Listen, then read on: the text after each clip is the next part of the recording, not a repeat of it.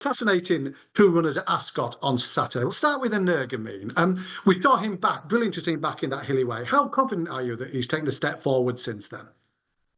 Well, he's definitely come forward. I mean, look, it was his first run in nearly 600 days. And obviously, when you're bringing a horse back from injury, you're never going to be just pushing him as hard as you can. So the race definitely brought him on, and he hasn't missed a beat since. Imran, who rides him out and looks after him, delighted with him. He's gone over with him to Ascot. But look, I suppose we can't turn back time. He's 11 years old. That's the real worry, more so than anything else. If you look at the time form ratings, he's £5 clear of John Bonner. Pete Energumene would win the Clarence House from what we've seen. But you're just as much in the dark as we are as to how close you can get back towards that old ceiling. Yeah, look, I mean, it looks like off level weights he probably would have been beaten by Banbridge the last day, but I still think it was a good run considering everything.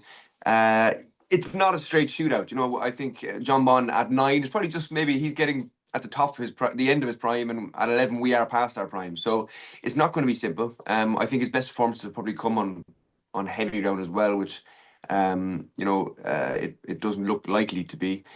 But if you didn't know all of that and you were just looking at him here at home, yeah, you'd be quietly confident. But experience says otherwise, maybe.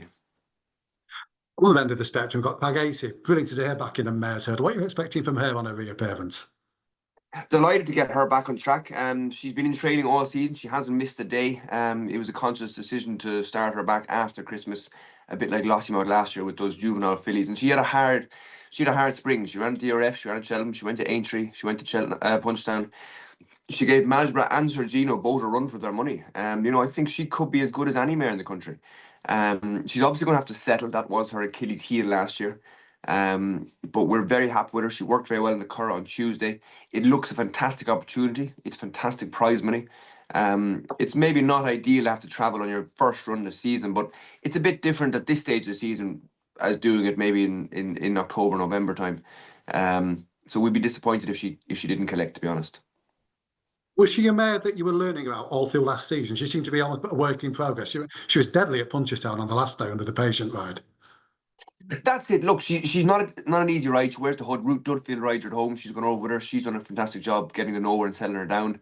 Obviously, Danny rode her in DRF. And with those keen horses, it's hard to find out how good they are because you're never really pushing them forward because you're always trying to just get them to settle and relax. So, she ran a cracker there, and she probably just ran too keen in Cheltenham and ran too keen in Aintree when she kind of ran off the middle of the race with Paul in a small field tactical race. She, like you said, she settled much better in Punchestown.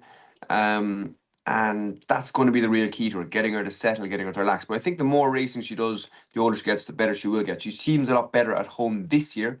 But of course, you don't know until you get to the track what that'll be like.